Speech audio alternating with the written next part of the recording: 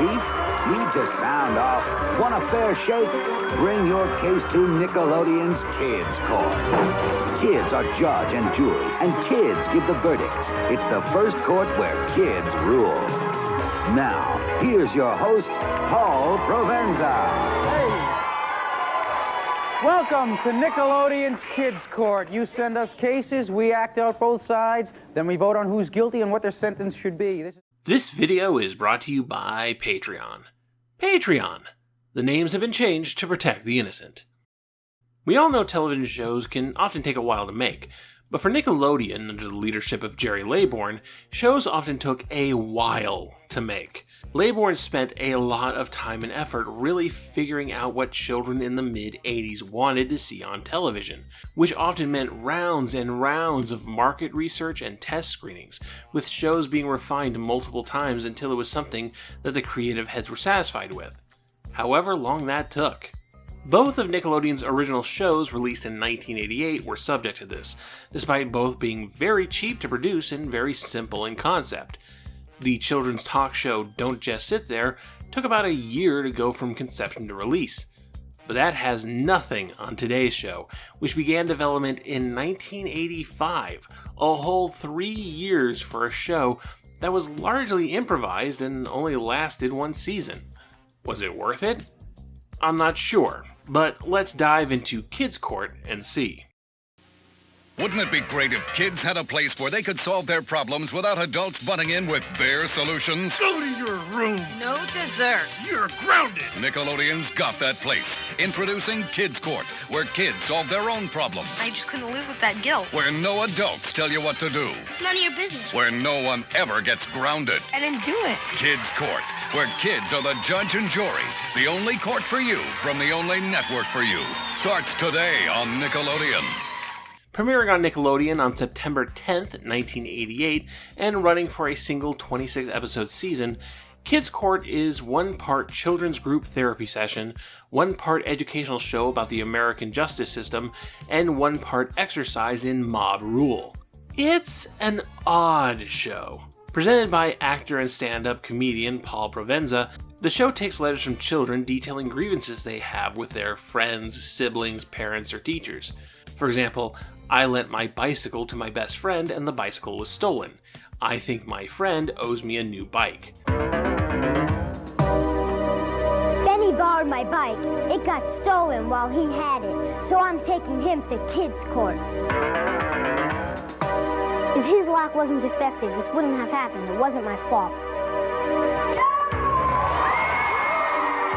These conflicts are then presented via child actors, sort of, I'll get back to that, playing the parties involved in a mock courtroom setting, with a clearly defined plaintiff and defendant. Oscar, give us your side of the story. Well, I lent Benny my bike, and the next day, all he gave me back was the lock. He told me it got stolen. The whole bike, gone, kaput. Benny, what's your excuse here? What happened? Well, I had to go to work, and I brought the bike to work, and I was fiddling around with the lock, but the lock just wouldn't work. I didn't know what to do. I couldn't bring the bike into the store because I would get fired, and I didn't want to get fired, so I made the lock look like it was locked and just left it there and went to work.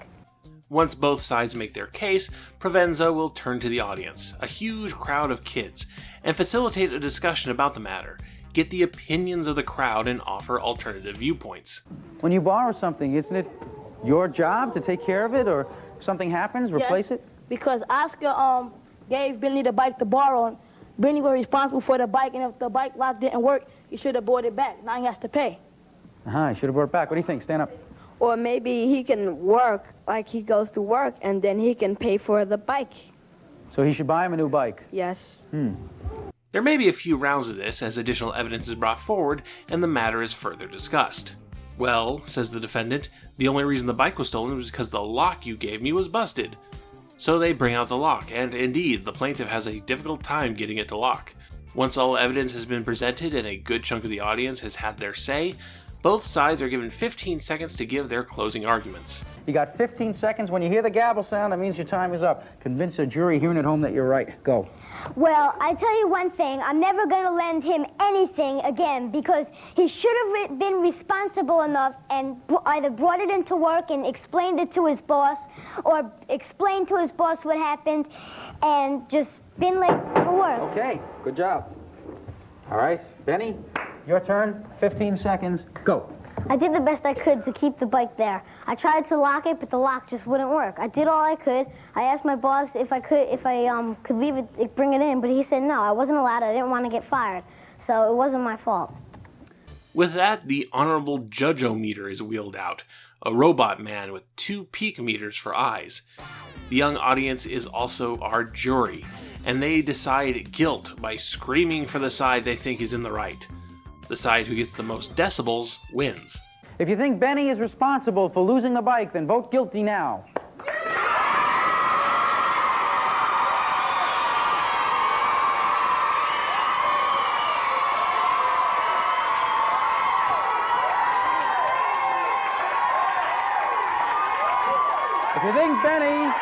If you think Benny is not responsible, let's hear it for not guilty now.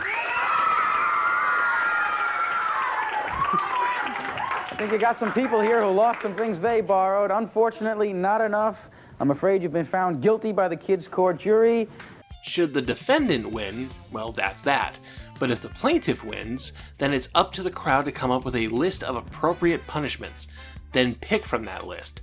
Once again, by screaming. He should borrow something from... Oscar should be able to borrow something from Benny of equal value. Anybody?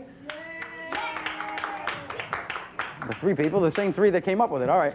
Number 2, Benny should save for a new bike for Oscar, no matter how long it takes or how he goes about it. Save for a new bike for Oscar. Anybody? Okay. And number 3, Benny should be Oscar's slave for a couple of days. Okay. Crucify him! Crucify him!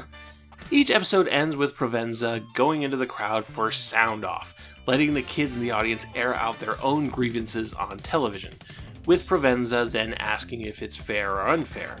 If the crowd ever responded with fair, I don't have footage of it. I just got a new pair of sneakers, and if I do something wrong, my mom's going to take my sneakers away. Ooh, fair or unfair? How much basketball does your mom play? Sound off. Episodes usually had 2 short 10-minute cases, but occasionally a case may take up the whole half hour, a length that allows for additional elements, such as expert witnesses. In a case where a boy gives a bad review to a school play that the lead actress thinks is unfair, Joel Siegel, film critic for Good Morning America, was invited to explain both the responsibilities and protections of being a critic.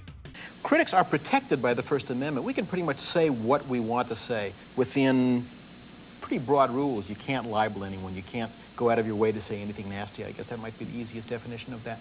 And it's important that we can say. There was a case where a food critic, in criticizing a Chinese restaurant, said that the pancakes they used to make mushu taste like flannel. And the people who owned the restaurant took the food critic to court, and they actually made the pancakes in the court, and the judge said, these don't taste like flannel. And then they went to a higher court, and the higher court ruled, it doesn't make any difference what they taste like. What's important is the critic's right to say what they taste like. If all of this seems like a wild, inventive new premise for a television show, it really wasn't. Court shows are one of those genres so old they actually originate with radio, and a lot of the ideas Kids Court was playing with, you can find on radio shows from before World War II, just, from adult perspectives instead of child perspectives. High-profile court cases were broadcast over radio as early as 1925, with the state of Tennessee versus John Thomas Scopes, aka the Teaching Evolution in School trial dramatized in the film Inherit the Wind. Largely a publicity stunt, the Scopes monkey trial showed there was a lot of sensationalist entertainment to be had in the courtroom. In time, the media circus around high-profile court cases would be curtailed by laws banning radio and later television equipment into the courtroom. So the next best thing would be reenactment. The first court show ever was 1934's The Court of Human Relations, where genuine real-life courtroom litigations were reenacted with actors, and then a host would go into the audience and get their honest reactions about the case. Is there anyone present who has an opposite point of view? Both of these people knew what they were in for from the beginning. In my opinion, a deserter is a coward. And if she were a real woman, she would not let him stay with her. But what woman would want to be separated from her husband during such a strain as she's going through? That's what I say. It's all right to sound noble, but your own flesh and blood comes first. It doesn't have the crowd screaming out guilty or not guilty at a robot, but otherwise it's remarkable how little actually changed in the 54 years between the Court of Human Relations and Kids Court. When television became a thing, most court shows continued to follow the reenactment of real cases formula, though they often had to specialize to stand out. Divorce court, traffic court, day in court, night court USA, morning court. I see they have all their shifts covered. In his book, Encyclopedia of Television Law Shows, media historian Hal Erickson breaks down the appeal of these kind of shows to 3 points. Number 1. The intimacy of the courtroom setting was ideal for the TV medium, and the shows themselves were inexpensive to produce. 2. Denied access to genuine court trials, viewers regarded these TV fictionalizations as the next best thing. And 3. Everyone is a voyeur at heart. However, as the 1960s marched on, these reenactment shows started to fall out of fashion, and virtually no court shows outside of purely fictional dramas like Perry Mason were being produced into the 1970s. Meanwhile, a lot of laws banning media presence in the courtroom were being eased or completely lifted following the Watergate scandal, the hearings of which were televised and had attracted tens of millions of viewers. It's said that 80% of American households tuned in for at least part of it. Audiences wanted transparency from the justice system. Networks couldn't ignore those ratings, and restrictions were lifted beginning in 1977. This meant that not only could real court cases be on TV, you could make an actual show from these real court cases. And on September 14th, 1981, a new television program would premiere in syndication that would kick off a second wave of court-based programming, The People's Court. What you are witnessing is real. The participants are not actors. They are actual litigants with a case pending in a California municipal court. Both parties have agreed to dismiss their court cases and have their disputes settled here in our forum, The People's Court. Hello, I'm Doug Llewellyn, and welcome to The People's Court. The People's Court was something new to the genre. While not reenactments with actors and scripts like the shows that came before, these weren't real court proceedings either. The People's Court is what's called an arbitration-based court show.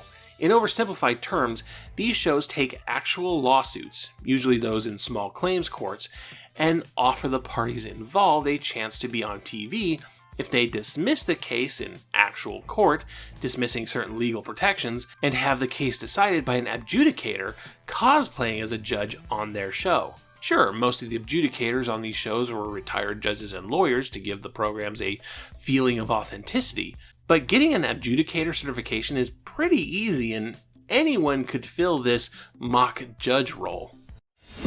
All rise to the Honorable Judge Chrissy. The people are real, the cases are real, and the judgments are legally binding.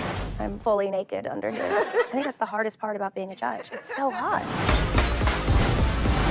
The People's Court is one of the first of what we would now recognize as reality TV, shows that toe the line between documentary and manufactured content, taking advantage of eccentric personalities and petty drama. Because you do have to be a special kind of person to A. Sue a restaurant for $3 because you got a thick crust pizza slice instead of a thin crust pizza slice, and B. be willing to present this petty no-stakes grievances on a television show watched by thousands of people all over the country. Mr. Hall, I really can't help but think that a lot of people hearing about this lawsuit would say, this is the most stupid thing I've ever heard, file a lawsuit over a $2 piece of pizza. And you had to go to a lot of trouble to do this. Why? It's a matter of principle and legality. I felt that I was in the right. I wasn't rude. I'm a very serious person, especially when it comes to legal facts. The People's Court is trash, but a lot of the times trash sells. And with the show's success, court shows were back on the menu. And it's in this second wave that Nickelodeon's Kids Court came to be. It's come to our attention that he has been missing Kids Court on Nickelodeon. Maybe he didn't know Kids Court was on Saturdays and Sundays at 11:30. 10:30 Central. But that's when my dad watches the news. Is that a defense? No! Kids Court is also on Saturdays and Sundays at 6, 5 Central. I didn't know! What should we do about it? Know the facts. Kids Court, weekends at 11:30, 10:30 Central, and then at 6, 5 Central. Only on Nickelodeon. Yes, most of the format comes from the reenactment shows that originated in radio, but the one thing clearly taken from the People's Court format is tapping into the desire to see your personal grievances that should really be handled by conversation and perhaps the insight of a parent or teacher behind closed doors, instead turned into television entertainment to be judged by the masses. Thankfully, Nickelodeon was smart enough to not bring the real kids involved anywhere near a television camera. That would have been bad. Because Kids Court is in no way a constructive examination of childhood issues on what's fair and what's not fair. It's not a way for kids to work through their feelings and become more emotionally educated. That would require the intervention of adults. And while Paul Provenza steers the conversation with the audience in certain ways, he doesn't try to reach a specific conclusion, even if the audience is clearly being unreasonable. One case has a girl who is upset that when it's her turn to do the dishes, it's all hard, stuck-on stuff, but when it's her sister's turn to do the dishes, it's usually easy meals on paper plates. Well, Monday night we had lasagna, and I had to scrape it. Ew. Oh, thank you very much. Okay, and what happened on Tuesday night? Well, Tuesday night we had pizza with a paper plate. Okay. Wednesday night we had beef stew. Gross. Yeah, not as gross as now, but okay. And then what happened? Well, Thursday night we had hot dogs on a paper plate again. Anybody old enough to babysit will recognize this as an issue of how the parents hand out chores and pick meals. It's not something the sister has any say in. But the crowd, the crowd wants blood. Stand up tall. I say we put all the spaghetti that Anne had to scrape and pour it over Lucy's head. Pour the dirty spaghetti over Lucy's head. Let's put that up on the sensor. Number 3, who thinks we should dump the spaghetti on Lucy?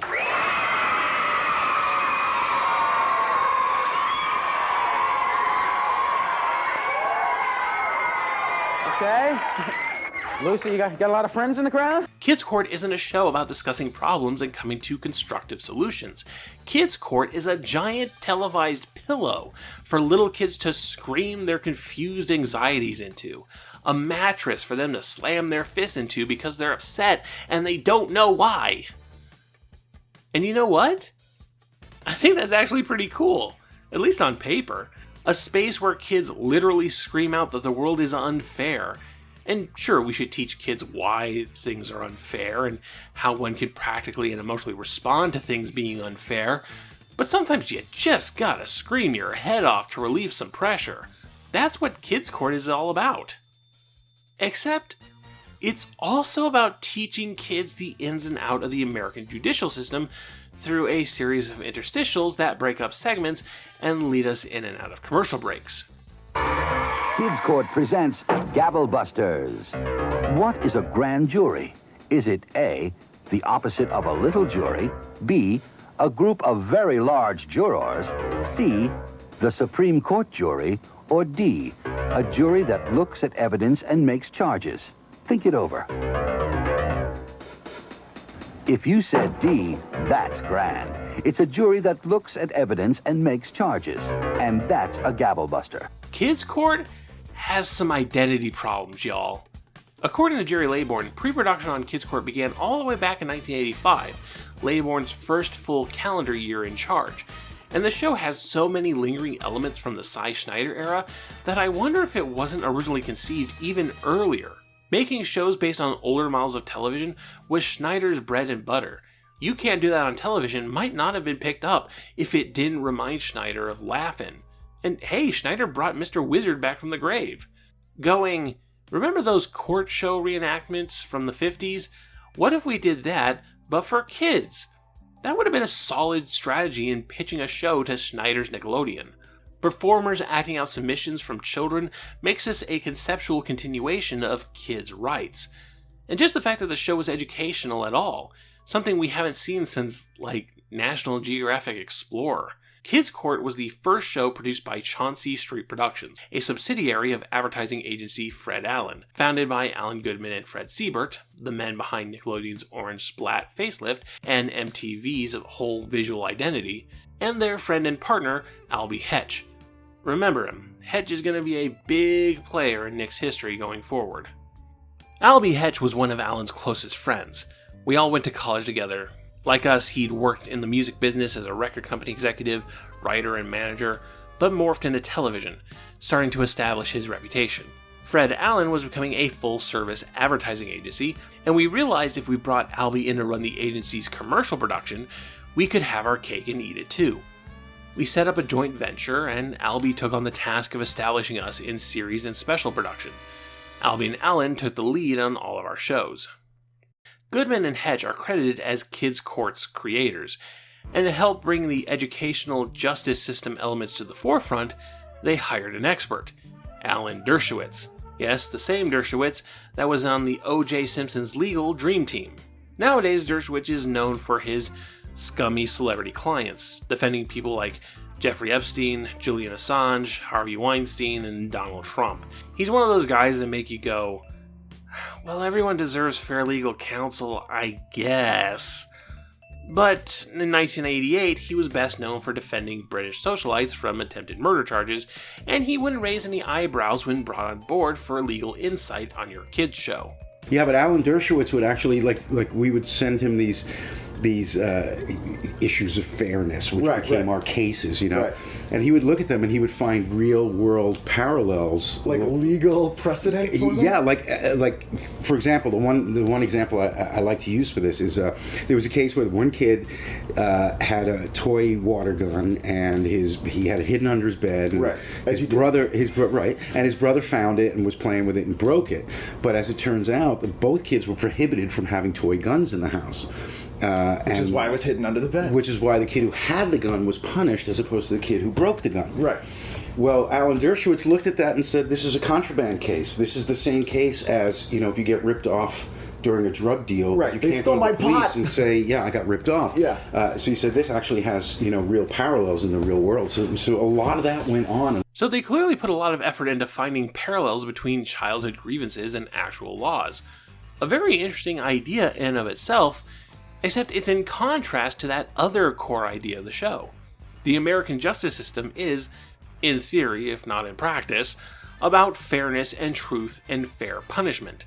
A bunch of kids screaming that a girl should have spaghetti dumped on her head because her parents used paper plates is about as far from fairness as you can get. Kids Court feels confused, which is amazing because, again, there were 3 years of pre-production to fine-tune things, including at least 3 test pilots, one of which had an adult judge character. The kids didn't want an adult judge, because they thought the adult judge was always going to bend over backwards to be on the kids' side and not be fair. They couldn't count on an adult to be fair. That, I thought, was really amazing. Despite all of this, 3 years of development, 3 test pilots, revision after revision, Kids Court feels very unfinished conceptually. You know those interstitials that educate you on the justice system? Yeah, one of them has nothing to do with any of that, and just seems to be a random, unrelated fact, accompanied by an illustration from Joey Album. Here's the headline. Peanut burgers? Long live school lunch. First, they declare ketchup's a vegetable. Now they want to classify nuts as meat. Get this. Peanuts, soy nut, and nuts from trees like walnuts would be allowed as meat substitutes in school lunches.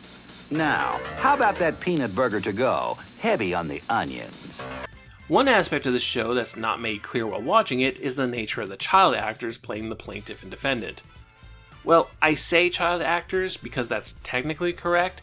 They are children and they are acting, but they're not professional child actors. They're kids picked from the audience, given an hour to learn the case, and then coming out to perform.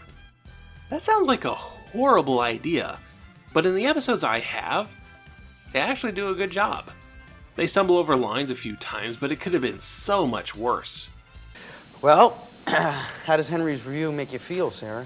Embarrassed and upset and angry for writing such a bad review. Henry, don't you think this was a little too personal? What bothered you so much about this review? Nothing. She stunk. She was awful. That's it? That's all you have to say about it? Mm-hmm. Well, do you think it's important for your readers to know what you think, no matter how nasty it is? Of course, it's my job. I have to tell the truth, and I told what I felt. We took a chance by deciding to let the kids play the roles of plaintiff and defendant. Some people said, wow, that sure is asking a lot of the kids. But we said, you might be surprised. And the kids have really taken to this. First of all, they're enjoying it. And secondly, they're doing a great job. We've found hams, just total hams, that love playing the role. The talent coordinators do a great job of looking at everybody interacting. They talk to the kids and find out who has a spark, who really wants to do this kind of thing. Kids Court premiered on Nickelodeon as a weekend show, airing Saturdays and Sundays at 11:30 a.m. and 6 p.m. And at the end of May 1989, 8 months after its premiere, it was pushed into the dreaded 6 a.m. slot, where shows go to die. It wasn't renewed for a second season, and by most metrics would be considered a flop. Bigger and better things were on the horizon. Best to let this weird, cheap little show we spent way too much time on go. Except somebody in Nickelodeon really believed in this show. First off, it reran its 26 episodes for 5 years, all the way to August 1st, 1993. Still in the dreaded 6 o'clock slot, sure, but channel real estate was super valuable following the programming explosion of the early 90s. You'd think they would have gotten rid of it sooner. Kids Court was also one of Nick's contributions to the Cable in the Classroom program. Founded in 1989 by the National Cable and Telecommunications Association, Cable in the Classroom was a series of special commercial-free broadcasts that schools could record to their home video format of choice and play back as part of their curriculum. In its earliest days, Nickelodeon submitted versions of Eureka's Castle, Mr. Wizard's World, and Kids Court, and I have to imagine every single teacher who used the show in their classroom had to step in and be like, now, you shouldn't actually dump spaghetti on your sister's head. You should talk about the problem with your parents. In 1990, the FCC passed the Children's Television Act, which required stations to commit to a certain amount of educational programming for kids. Some networks were very interested in quickly getting shows that fit the bill on the cheap, and Kids Court seemed like something Nickelodeon might be willing to give up. The fate of that show was kind of interesting because it was on the air for a couple of years, right around the time that the FCC mandated that there had to be a certain number of hours of educational children's programming. Yep. That coincided with a decision made by Nickelodeon, which was another MTV network, made by Nickelodeon as to whether or not they were going to go the slime route. Right.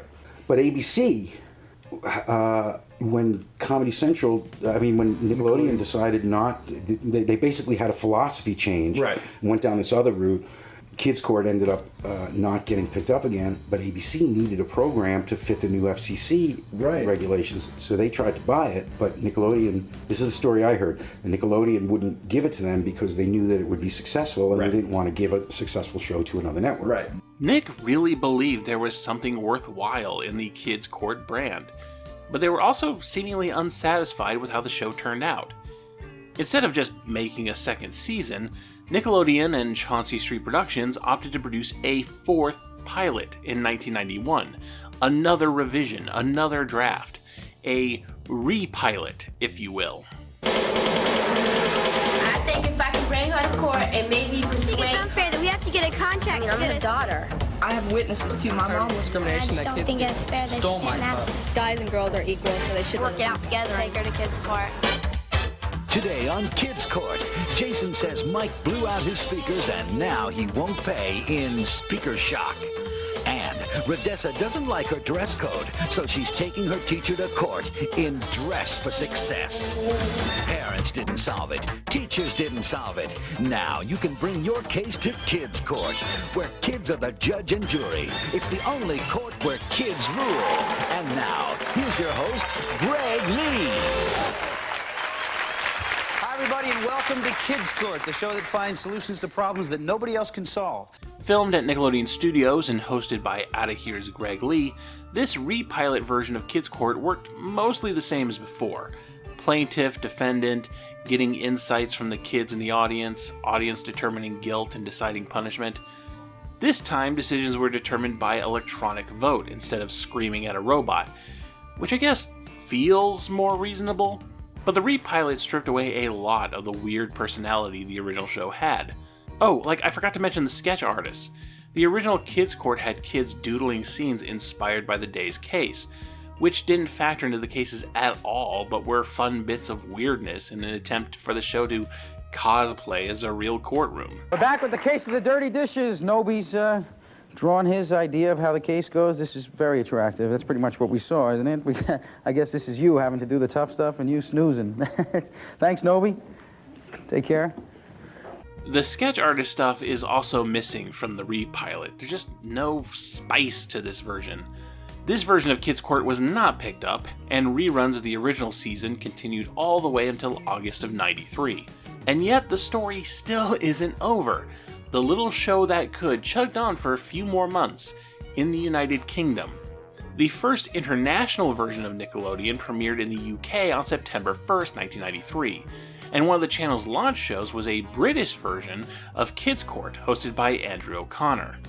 Kids Court is in session next on Nick. Then your greatest fears come to life on Are You Afraid of the Dark? Next on Nick, it's Kids Court, where the kids take the stand. Then come with us to the Wild Side Show on Nickelodeon. Unfortunately, these two promo spots are all the video I have of this version of the show, which only ran for 4 months, airing its last on January 29th, 1994. The US Kids Court has proven very hard to find as well, thanks to its poor time slot and no official home video releases. I was only able to collect 2 complete episodes for this video, which is a shame because Kids Court is a wild, confused, internally inconsistent, borderline experimental mess. And I kinda love it. Not from a place of nostalgia, mind you. I was not a Nickelodeon at 6 a.m. viewer and completely missed the bus on this show. This is entirely adult admiration. Nothing about this should work. The educational American justice system elements and the kids raging against the machine elements should contradict each other. On one hand, you have a real famous lawyer grounding the show in reality. On the other hand, you have children screaming for the death penalty to a robot judge. And none of that should work together. But it does. It's alchemy, and I don't understand it, and I'm fascinated by it. Kids Court is a one-of-a-kind show, something Nickelodeon would fail to build off of. When serious discussions of childhood anxiety happened on the channel, there would always be an adult mediator present, like Linda Ellerby, to help guide the conversation. It wouldn't let the kids be adrift with their own thoughts and reach incorrect conclusions. That's almost certainly for the best. I would not use Kids Court as a tool for discussion. It's one sharp stick away from being Lord of the Flies. But damn it, it's entertaining. Nick, Nick, Nick, Nick, Nick, Nick, Nick. Nickelodeon. Nick, Nick, Nick, Nick, Nick, Nick, Nick. Nickelodeon. Next time. So are you pro-Bosco or anti-Bosco? Looney Tunes are coming to Nickelodeon, and it's about time. Today's research shout-out goes to the podcast TV Guidance Counselor, hosted by Ken Reed, specifically the episode interviewing Paul Provenza. They talk about Kids Court, but also the history of stand-up comedy, Northern Exposure, and Bugs Bunny vs. Mickey Mouse. There's a link to that episode in the description below. Also, a shout-out for Encyclopedia of Television Law Shows, factual and fictional series about judges, lawyers in the courtroom, 1948 to 2008, by Hal Erickson. This 2009 book covers pretty much the entire history of court shows, from the earliest of radio reenactments to the wave of Judge Judy imitators. It is a great reference book for a relatively niche television genre. Thank you all for watching. If you'd like to continue supporting Knacks and other Pop Arena projects, consider contributing to my Patreon. Every dollar goes to production values, research materials, and 1/100th of a tank of gas. You can also support the channel by liking the video, leaving a comment, subscribing, hitting that bell icon for notifications, following me on Twitter, sending a one-time donation through PayPal or Coffee, and sharing Knacks with all your friends. Thank you all for watching, and Black Lives Matter.